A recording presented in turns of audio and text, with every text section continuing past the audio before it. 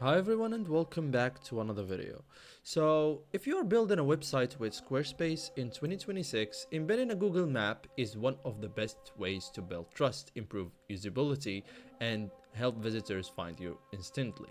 So perfect for businesses and offices, essential for local SEO, mobile friendly by default. So in this guide, I will show you step by step how to embed a Google Map in Squarespace in 2026 cleanly, correctly, and without layout issues. So first thing first, find your location on Google Maps. So this is crucial. Open Google Maps, search for your address or business name, make sure the pin is accurate.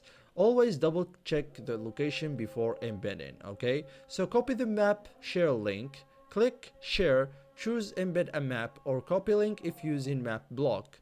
Copy the link or embed code. You will use this in the next step. So now add a map block in Squarespace. So now log into Squarespace, open your page editor. Okay, um, so the page editor, add block and select map. Then enter your address. Okay, adjust zoom level.